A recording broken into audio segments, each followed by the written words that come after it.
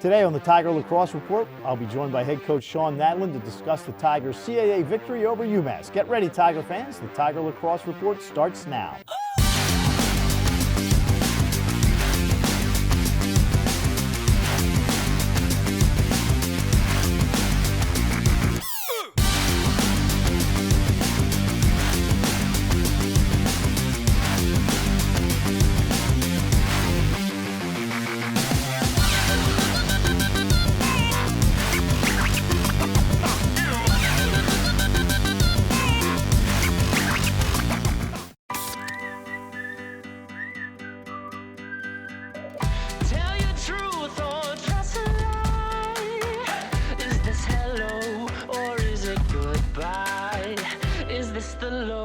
Or is this the high?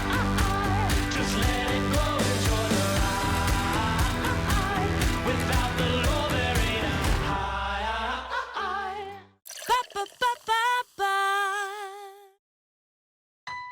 AT&T knows the best kind of holiday is the kind where everyone gets what they wished for. Make this holiday extra happy when you buy one, get one free on our most popular smartphones. Like the Samsung Galaxy S6. Buy one, get one free. So spread some cheer and capture every minute of it. Right now at AT&T, buy one, get one free on our most popular smartphones.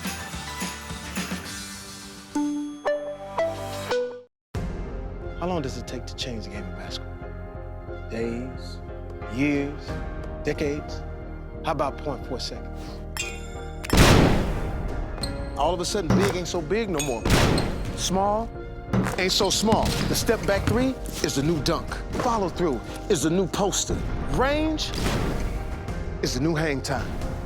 How long to change the game of basketball? 1 second or less. White Market's ice cream plant is based in Sunbury, Pennsylvania, and it's locally owned and operated. We've been making our ice cream for nearly 50 years.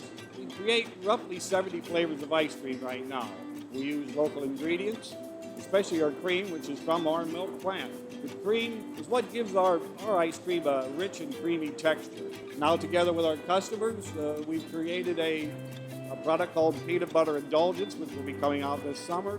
It's a peanut butter ice cream with sea salt caramel swirl and chocolate-covered pretzel. How can you go wrong with that? Personally, I love our ice cream. If you come to our house at any given time, you'll find at least 5 packets of ice cream in our freezer. Our kids grew up eating Wise quality ice cream, and now we get to treat our grandchildren to it. It's been a pleasure for me to be tasting ice cream for over 40 years for Wise Markets, and I'm loving every minute of it. Hello and welcome to the Tiger Lacrosse Report, filmed inside the Towson Sports Network studios. I'm your host, Spiro Morekas. The Towson University Tigers made the trip up to Amherst, Massachusetts to take on the Minutemen. After a hard-fought battle, the Tigers came away with an 11-8 victory. Let's take a look at the highlights from the ballgame.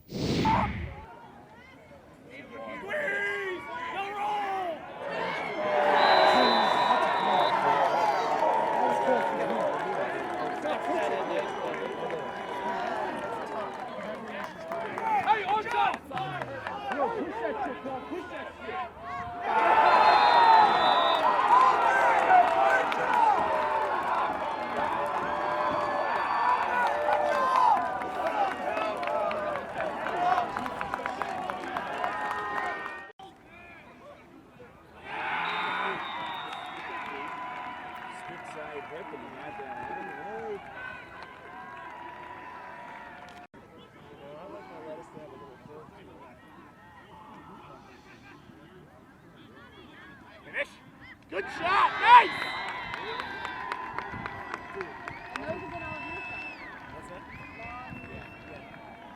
Good shooter.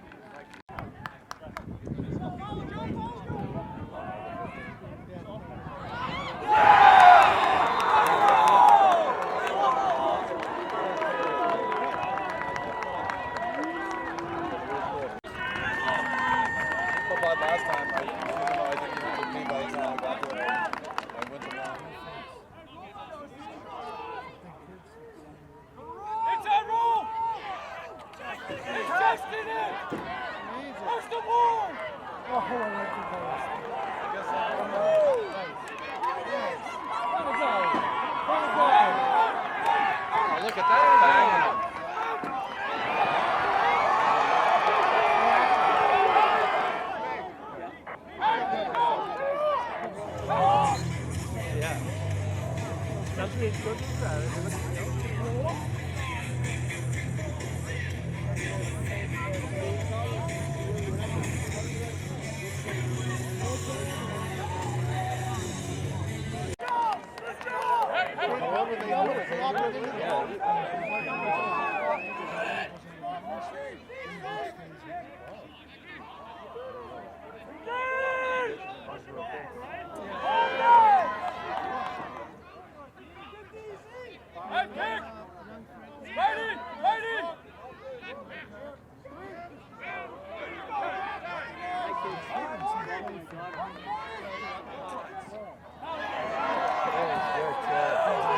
The Tigers got hat tricks from Joe Sider and CAA Player of the Week Spencer Parks. Towson remains 6th or 7th in the polls. And as always, I'm joined by the head coach of the Tigers, Sean Nadelen. Coach, it happened again this week. The Tigers with a little bit of a shaky start. UMass comes out, scores the first 2 goals.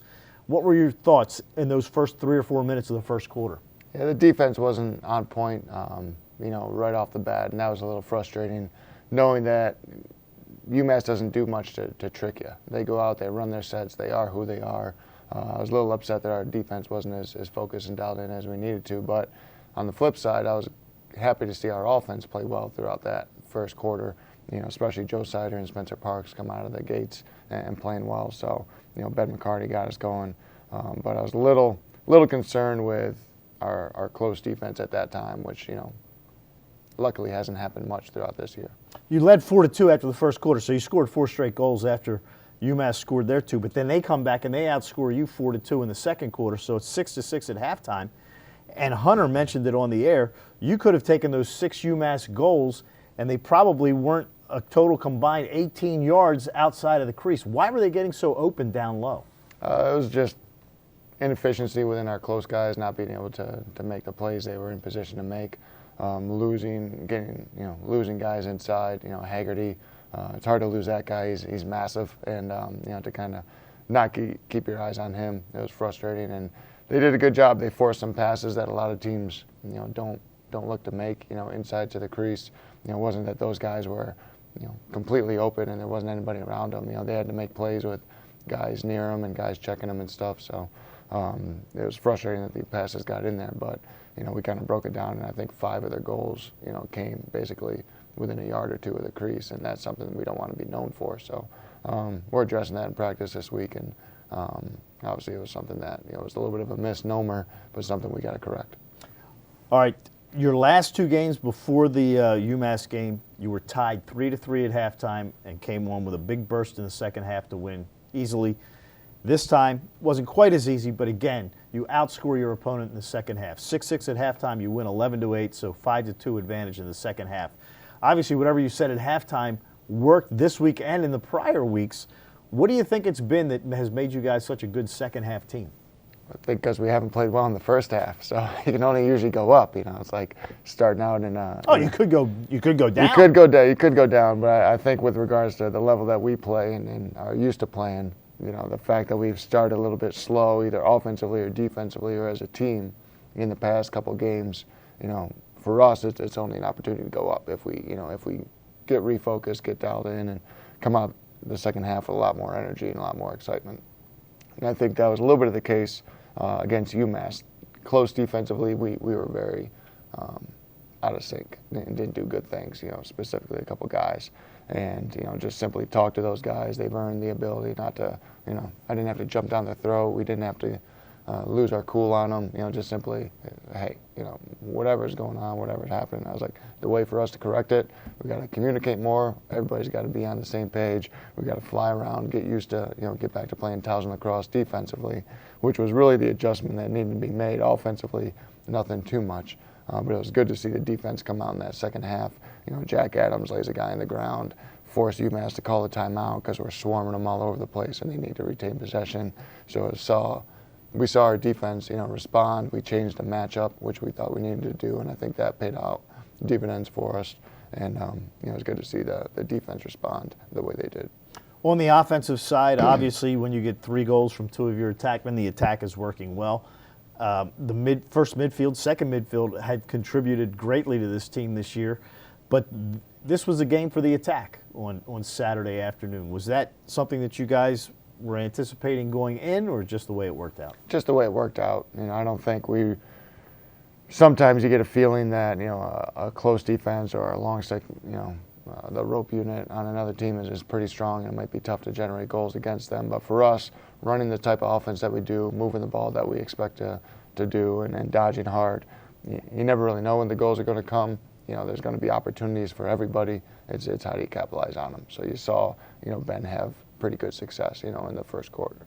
You saw Joe have success, in a couple looks. Spencer creating a couple, nice opportunities there. So, those guys doing good things. Johnny Mazza, taking advantage and getting one. So it's really how the offense orchestrates itself, and then having the opportunities present, and then having the guys capitalize. So I don't think it really determines attack or midfield. It's when the opportunity presents, take advantage. Joe Sider has worked his way up the all-time shots leaderboard for a guy who's only midway through his junior year. That's pretty amazing. Yeah. But on Saturday, efficient. First 3 shots, 3 goals. Mm-hmm. What is it about Joe that sometimes he gets it where you can't stop him? Throughout the season, Joe's been, a little bit hampered by injury, and he's been dealing with that. And I think what we're seeing now is a healthy Joe Sider. You could see it in practice. He was moving, he just looked that much sharper, as far as his explosiveness, his stick. The ball was flying out of his stick on Friday pregame, Saturday pregame, in warm-ups, the ball was popping out on his shots and stuff. So you can just kind of see a little bit different level in Joe, and I'm glad that it came through in a positive way, and hopefully that continues.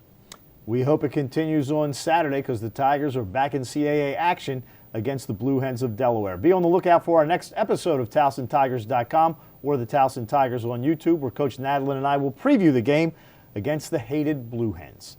For Coach Sean Nadelen, I'm Spiro Morekas. Thanks for joining us, and as always, go Tigers.